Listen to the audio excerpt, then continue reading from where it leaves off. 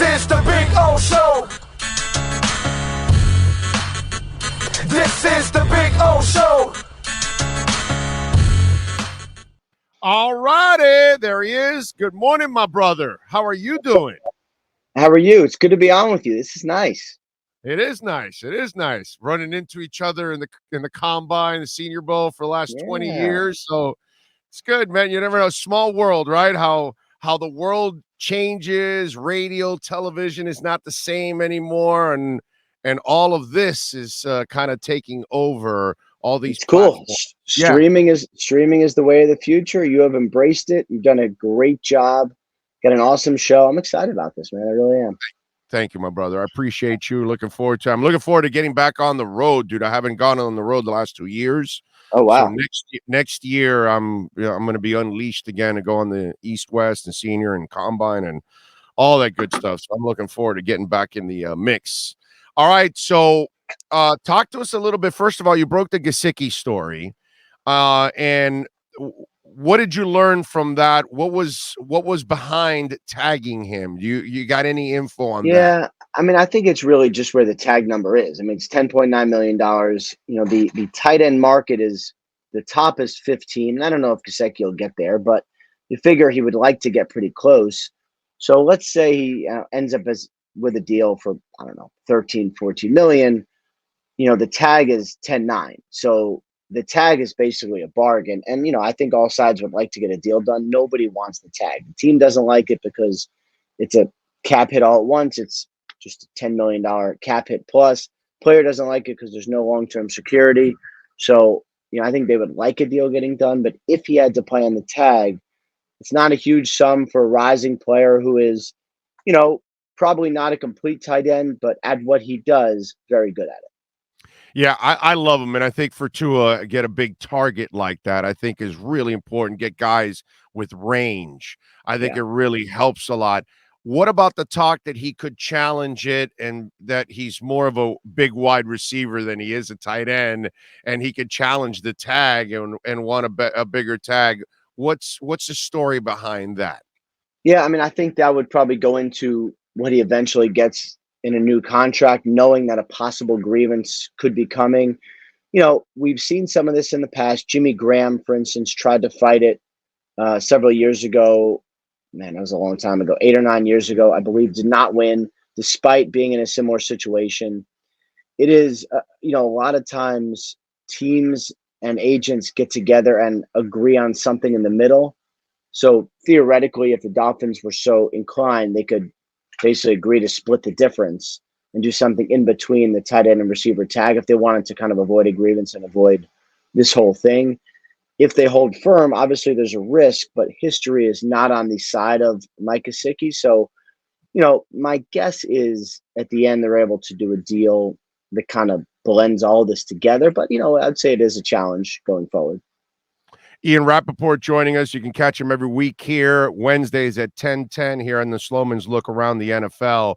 All right, Ian, when we look at the Miami Dolphins, they added a new head coach. So I'm wondering, how much access have you had to Mike McDaniel? What are your thoughts? Because it kind of seems like he has the proper character to kind of reach today's players. You know what I mean? Yeah. Us older people grew up with tough love. Tough love doesn't necessarily work all the time anymore with today's generation. And Mike seems like he has that it quality that maybe he might be better at connecting with those young people. Yeah, I mean, I think about this a lot, right? Because you know, the sort of stereotype of a coach is someone who screams in your face and tells you to, you know, get your ass in gear. And like, even me, like, I'm not that young anymore. I'm 42, but like, if someone screamed in my face now, I'd be like, what are we doing here? You know, like really yelling at me, like we can't talk about this like humans. Like, I don't know. I feel like that's just sort of the reaction of the world now. And, you know, Mike McDaniel is not going to be a kind of guy that's going to say, you know, give me 50 push-ups and, you know, on your knuckles. It's going to be more of the guy that's like, let me explain to you analytically how this works, or here's why this play is going to be successful. If you just listen to me, you'll be successful too. You know, the sort of demeanor, I know, got a lot of attention, and he's a very funny dude. He listens to rap music. He is light and just a good guy. So I think that has got a lot of attention. What has probably not got a lot of attention is that he is a brilliant football mind. He is the guy that Kyle Shanahan has taken with him every step along the way. He is the guy that's kind of the brains behind the 49ers run game. So, rightfully, I think a lot of attention has been paid to how he's the anti Brian Flores. Not enough attention has been paid to how brilliant a football mind he is. Because he is so in tune with the running game, can you clear up something with us? Sure. Because they say he called the plays and he would send them down to Shanahan. And then Shanahan could change the play if he wanted to, but he gave him the responsibility this year. Now, is that true, or is it that he was sending down running plays when Shanahan needed a running play? Which one is it? What's real? What's Memorex, my brother? Walk us through all of this, because that's something that people worry about, because they say, well, he's going to call a game. Well, has he ever done it? And they say he has in San Francisco. Yeah, Some say he hasn't. So what is it? Yeah, I think there's some levels of truth. I'm not sure he called all of it, but first of all, I don't know that matters. Kyle Shanahan relied on him extensively. Like, even if he didn't call the plays, he was Kyle's sounding board. So I do believe there were times when he called the plays. Was it all of last year? I'm not sure, because part of the problem is, I would say the same thing for Brian Flores on defense, right? Like, when you're the head coach and it's your side of the ball and you're still sort of in charge of it, people can call plays, and sometimes it's a suggestion, sometimes it's what it is.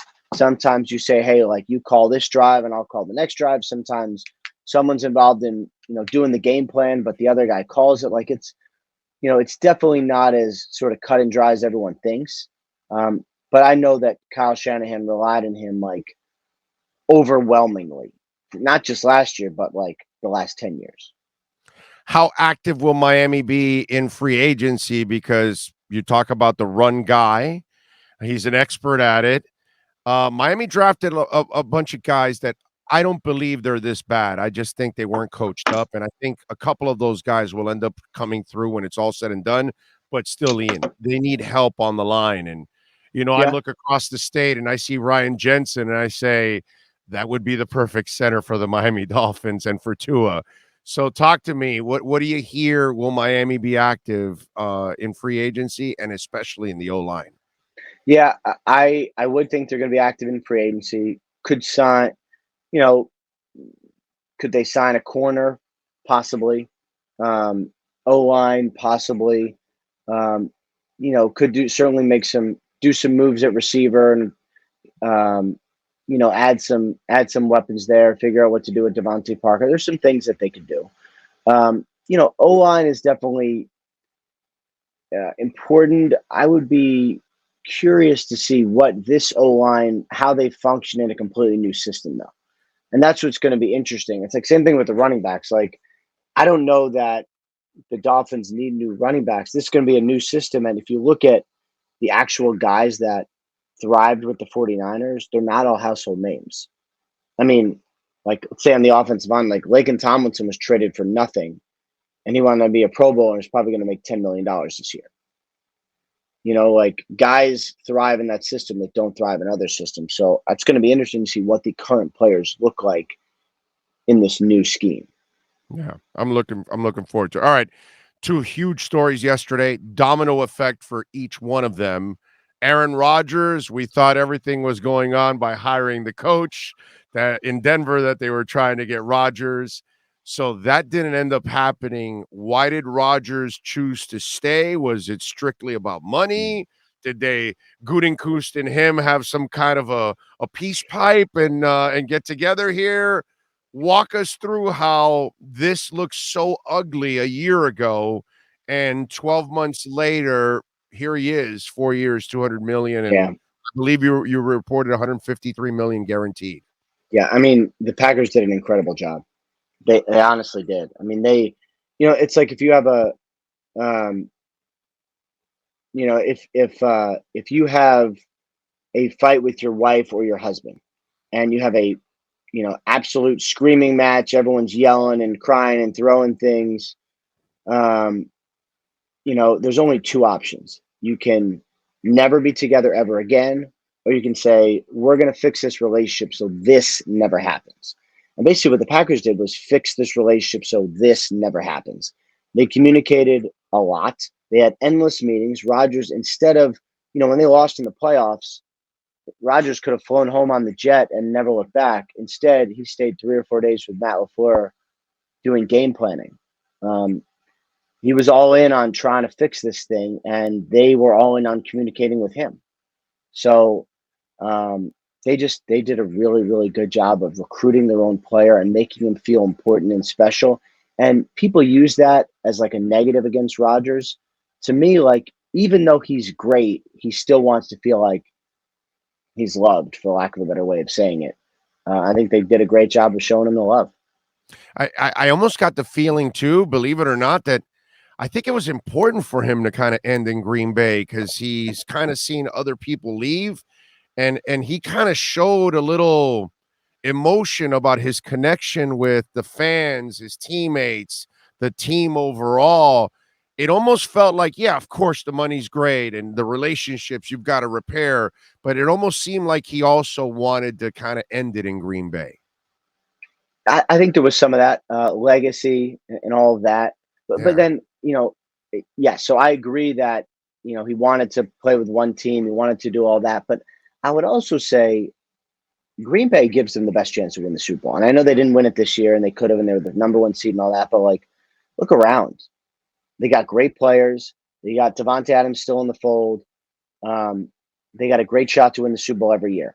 Whether they do it or not, like, he didn't play great at the end of the year. That is what it is. But they got a good shot to be in the playoffs and win the Super Bowl. And who would he go to? Like, Denver was his spot, but like, are they definitely better than the Packers? Like, I'm not so sure they are. I think that was one of the reasons as well. Pretty amazing Denver, dude. They trade for Craig Morton. They trade for John Elway. They trade for Peyton Manning. And now they trade for Russell Wilson. They've never drafted one of their great quarterbacks. It truly is amazing how they've been a very successful franchise over the years. And it's not a John Elway problem. It just seems to be a franchise problem for decades and decades and decades. They can't draft their own quarterback. So once again, here we go. Russell Wilson. What'd you think of the trade? I thought it was a good trade. I had a pretty strong sense earlier this weekend that it was going to happen if they didn't get Rodgers. It was basically a contingency plan, but a great one. I thought the price was good. 2 1s, 2 seconds, several players, including a guy who actually was a 1. It was a really big package, but as it should be, right? I mean, he's a great player. He's a quarterback still in his prime who can take it to the Super Bowl. Like, he's a great player. So I think, I thought the actual trade numbers were fine. I mean, for Russell Wilson, he only wanted to go to Denver. Didn't want to go to Washington, didn't want to go to Philly. He only wanted to go to Denver. And, so did Rodgers, except for Green Bay. So I get it. They got a, pretty good offensive line. They got a bunch of young receivers who are good. They got a good defense. They are stacked. And you're right. I mean, the Broncos can't draft a quarterback and haven't drafted a quarterback, but that's okay because they still get one. And just basically cost them all the draft picks that they would need to trade up for a quarterback in the draft anyway, except this time you know what you're getting. Crazy stuff. All right, Ian, we'll wrap it up with this. How does it end in Arizona with Kyler Murray? Because obviously no moves are made. He's there. He wants a new contract.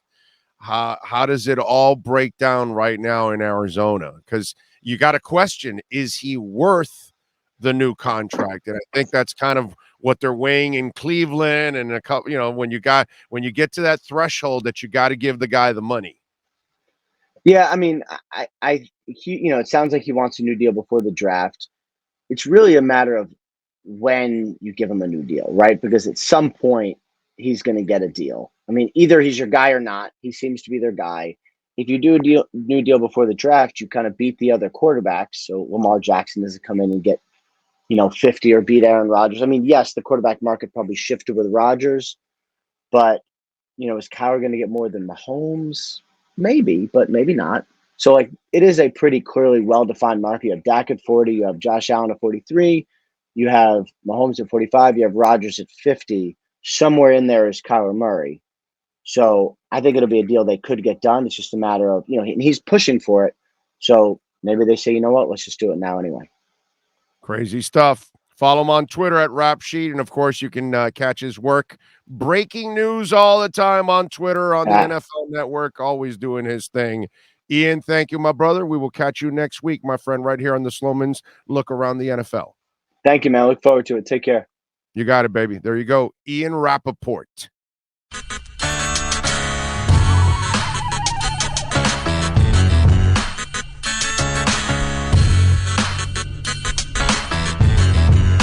This is the Big O Show. This is the Big O Show.